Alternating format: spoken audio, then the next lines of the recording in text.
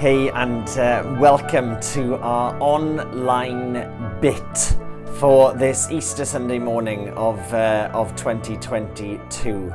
You are so welcome. Thanks so much for joining us as we just spend this brief period of time together online to reflect and celebrate the incredible claim and proclamation of Christians that the gospel includes the announcement of Jesus of Nazareth, who had died for our sins according to the Bible, and was buried, and on the third day rose again. We celebrate today with Christians around the world that Jesus is alive.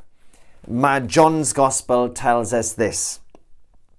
Early on the first day of the week, while it was still dark, Mary Magdalene went to the tomb and saw that the stone had been removed from the entrance. So she came running to Simon Peter and the other disciple, the one Jesus loved, and said, "They've taken the Lord out of the tomb and we don't know where they've put him." So Peter and the other disciple started for the tomb. Both were running, but the other disciple outran Peter and reached the tomb first. He bent over and looked in at the strips of linen lying there, but did not go in. Then Simon Peter came along behind him and went straight into the tomb.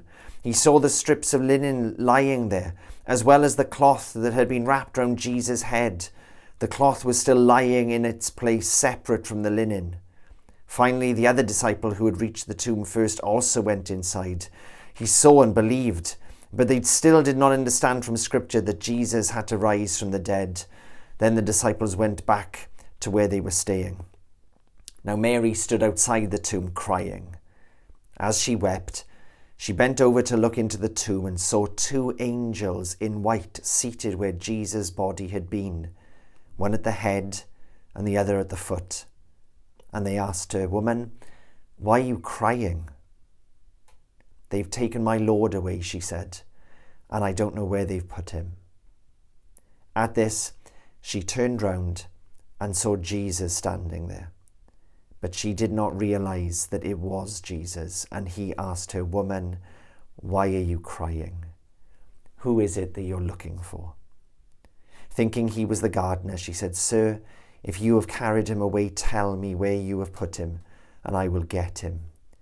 Jesus said to her, "Mary."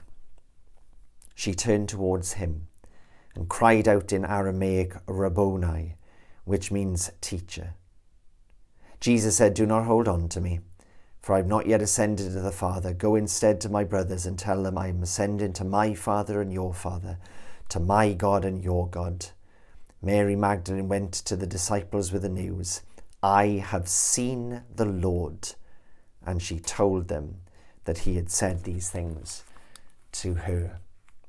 That is one of the accounts of the Gospel writers, the Gospel of John. And our teaching text this morning is found in Philippians chapter 3, where the Apostle Paul says, "I want to know Christ, to know the power of his resurrection."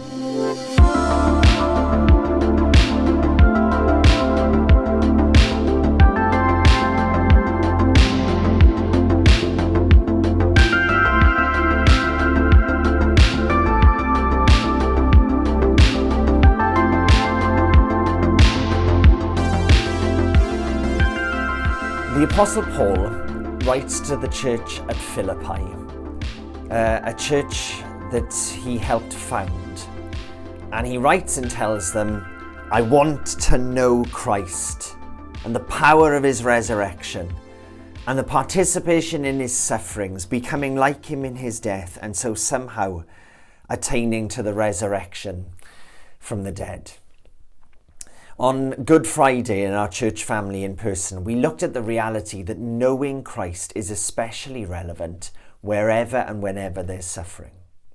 The cross, the death of Jesus, demonstrates and proclaims that incredible things happen in suffering that are not seen or achieved at any other time, and that in our suffering as believers of Jesus, we can know Christ in a measure and a way that we simply cannot know in another. I want to know Christ, says Paul. The absolute and incredible message of the Christian is that death doesn't lead to death because Jesus is alive. And on that first Easter Sunday, early in the morning, the Gospel tells us that people saw Jesus, that Jesus rose from the dead. And Paul in this passage to this Philippian church says, I want to know Christ and the power of his resurrection. Another version of the Bible, the NLT, says, I want to know Christ and experience the mighty power that raised him from the dead. For the resurrection of Jesus of Nazareth isn't just a historical fact or reality. It is in and of itself full of power. And Paul says, I want to know this. I want to know and experience and realize and be part of that power that raised Jesus from the dead. For everything associated with the Christian life is based on this central claim that Jesus rose from the dead. It changes everything. In our in-person gathering today, we're going to be baptizing some people and hear stories from those individuals who actually believe this and who are actually being changed by the power of it and who are saying that they are going to be actively following Jesus. Why? Well, because if Jesus rose from the dead, it means that he really is God. And that is a pretty big thing. That a man called Jesus who walked and talked in the first century wasn't a crazy teacher or a nice spiritual leader. He was and is God. Everything's on this claim. And there's some evidence, of course, to substantiate and back up that claim. There's the empty tomb. All four gospel accounts were written at different times in different locations, and all four of them tell us that the tomb in which the dead body of Jesus was placed on that Friday was, on that Sunday, by a group of women found to be empty. That's pretty important, because I don't think anyone would believe that Jesus had risen from the dead if his body was, well, dead. On that Sunday, in the city in which it took place, Jerusalem, people started to proclaim that Jesus is alive. They didn't wait until they travelled to another part of the world to say, 500 miles away in Jerusalem, there's a guy who rose from the dead. No, they proclaimed it in the place where everyone could go and look and see. The tomb is empty, the body's gone. The gospel writers tell us that women were the first to proclaim it. In first century Israel, the testimony of a woman was utterly inconsequential. No one put any weight in law on what a woman said, and whilst that is horrific to our ears, think how massive it was, therefore, to be recorded that women saw Jesus first. Why? Well, because if you're going to make it up, then at least you go with your big guns, your Peters, your Jameses, your John, and all the gospel writers said no. It was women who first saw and proclaimed the gospel of the resurrection. Why? Because they saw him alive first. The empty tomb. Of course, and that evidence of that truth, well, it's stuck. And despite the immense persecution of the early church, no one doubted that the tomb of Jesus was unoccupied. No tomb was ever venerated, worshipped, no pilgrims went there. And no one persecuted Christians, disputed their claim, or produced a body or showed a corpse. And even when Christians were killed for their faith, and many have been, they proclaimed at that time Jesus was alive, that they had seen him. Now, you and I both know that many people die for lots of crazy things, but very few would die for a known lie. The early Christians were martyred because they claimed Jesus was alive, that they saw him, and they died saying that. The resurrection stuck, and the church began. And of course, there were eyewitnesses that became converts. Yeah, the Apostle Paul in 1 Corinthians 15 tells us that one of those who saw Jesus, apart from groups of men and women, small groups, a group of 500 people at the same time, showing this is no hallucination of a few people. One of the single persons to see him was James, the earthly brother of Jesus, Mary and Joseph's son, who the gospel tells us was a bit of a skeptic of Jesus. Of course he was. How much convincing would you need to prove that your brother was the Son of God? Quite a lot in my case.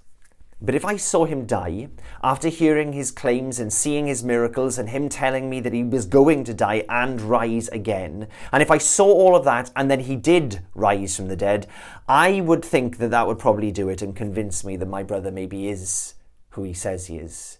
I believe, and so did James. And so did Paul, a Jewish leader, a zealot, a persecutor of many Christians himself. Paul was utterly changed when he himself saw the risen Jesus. They went on to be leaders and indeed martyrs of the early church. The resurrection of Jesus from the dead is the central tenet of our faith, and it is the thing that, if true, changes and explains everything else. For if Jesus rose from the dead, then what he said about himself was true. The cross does deal with our need of forgiveness of sin. We are in need of forgiveness of sin.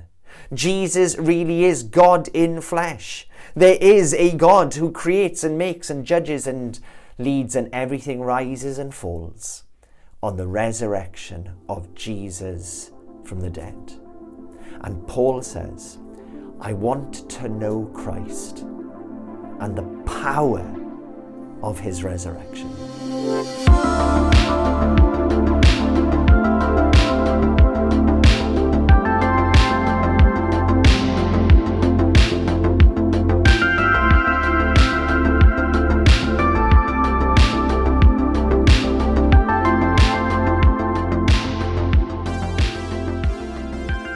And this wanting to know this power is the next part of our in-person service today.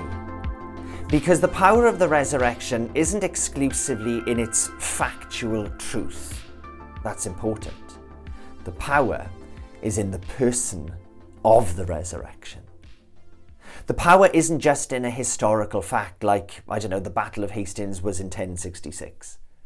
The power is that Jesus is alive, and that means a living Jesus will and does influence everything right now. He is alive, and you can believe the historical reality of an empty tomb and not be changed by it. That's why Paul says, I want to know Christ and the power.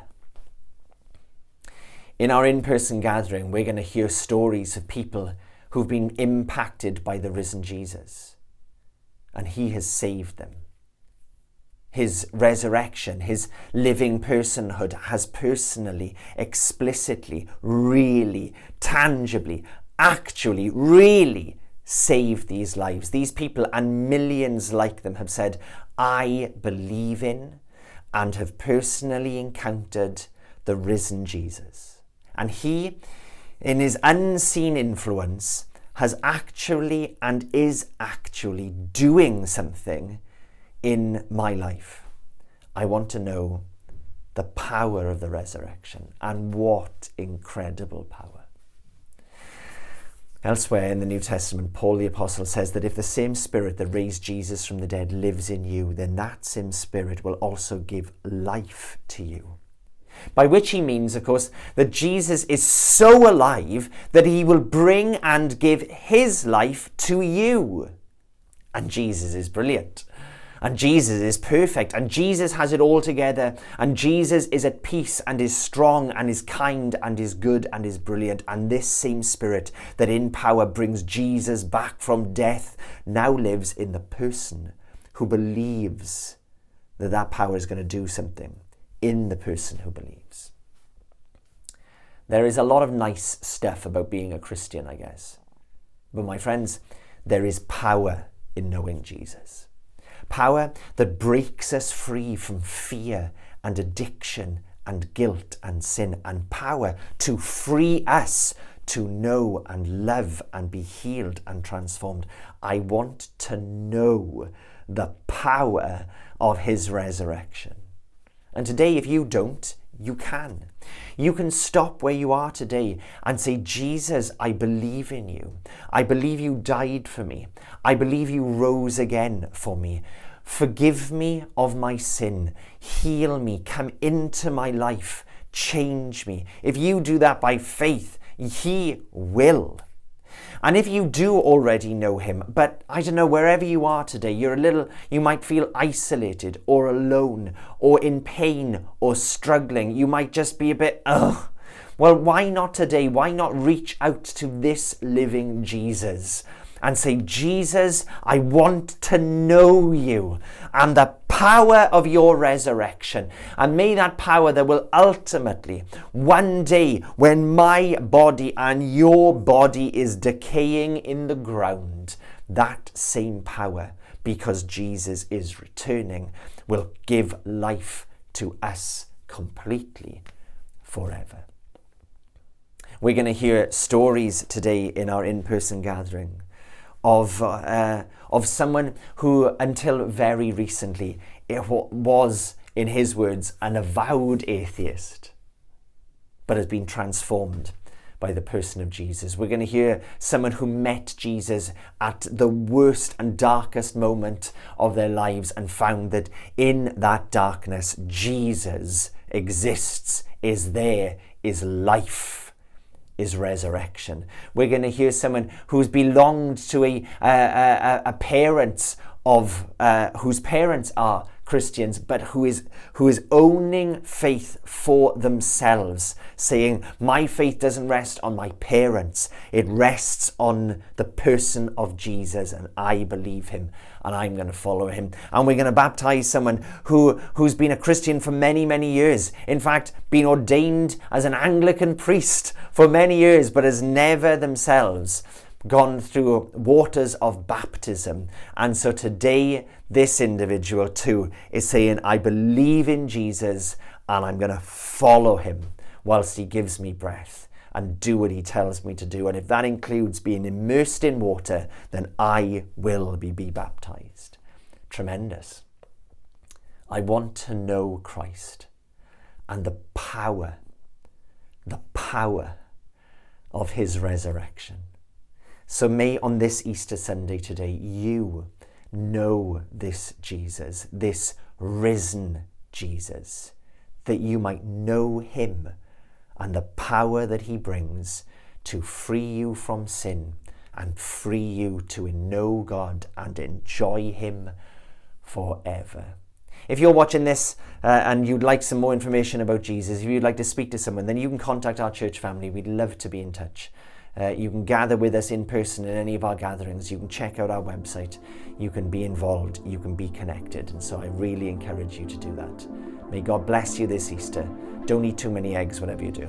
God bless.